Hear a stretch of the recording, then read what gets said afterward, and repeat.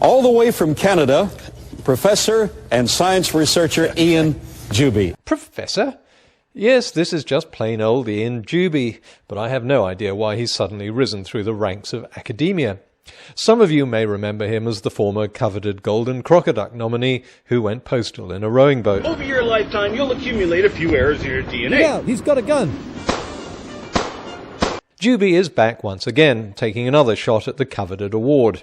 Someone nominated this video, which has Juby talking to Carl Bau about dinosaur eggs. This is a replica of an oviraptor egg nest. This is what the dinosaurs want to do.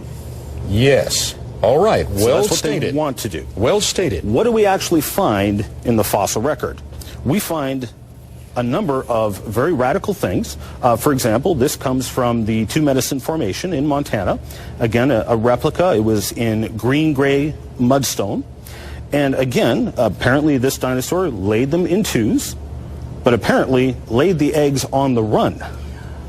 Ian, that's incredible. It sure is, because incredible means unbelievable, and I don't believe it for a minute.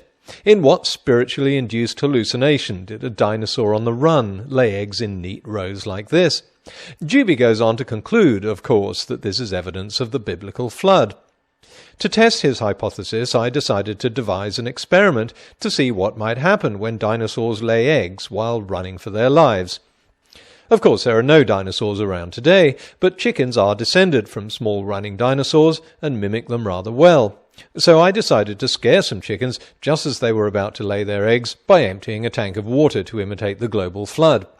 Now, when I started this experiment, I did expect it to fail spectacularly, but what actually happened astonished me. Now, it's not often a creationist gets something right, but I must admit that the experiment clearly supports Juby's hypothesis. Let's roll the tape.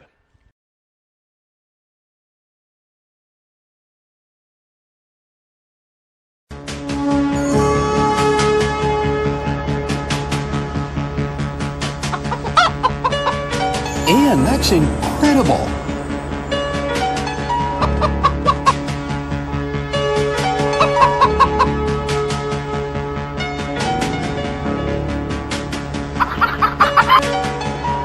Ian, that's incredible.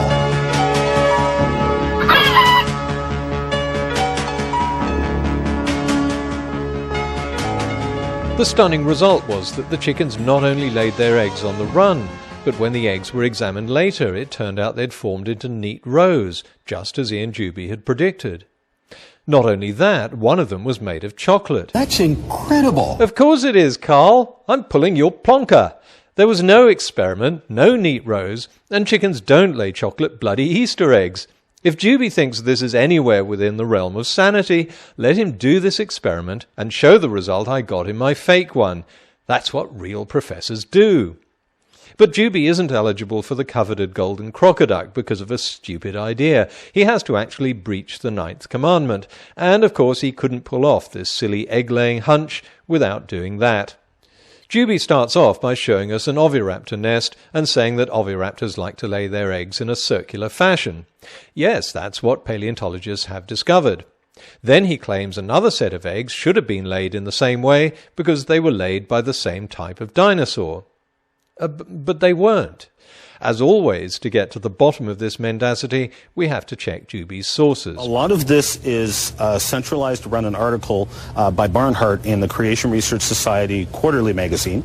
He did an excellent article, multiple pages, examining dinosaur egg nests. But Barnhart doesn't say the elongated nests were made by an oviraptor at all. He cites a 1994 book containing a chapter by Moratella, who in turn cites a 1987 paper by Horner, who described these eggs, and all three attribute the elongated nest to a different type of dinosaur, the Troodon.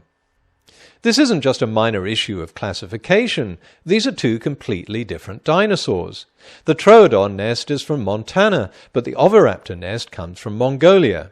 The two species lived on completely opposite sides of the world. So not only is Ian Juby's idea completely idiotic, it's not even based on a proper reading of his sources. A real professor would have had the ability to read and understand all this.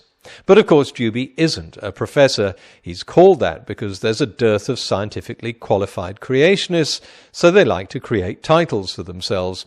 And if anyone is suspicious of Juby's fake qualifications, Juby has a backup. And this audience should know that your IQ is off the chart, and we appreciate that. Yes, he may not be qualified, but he's smarter than you, which means he knows a lot more about dinosaurs running away from a global flood and laying eggs in 2 neat rows than you do. So there. Ian, this isn't personal, mate.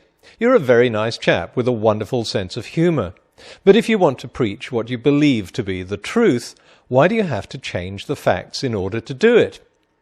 Well, I guess if you didn't change the name of the dinosaur given in the scientific literature, then there'd be no puzzle and no need to invent even the most tenuous link to a global flood. People would think your eggs on the run story was just chicken poop and laugh at it. I'd hate to see that happen.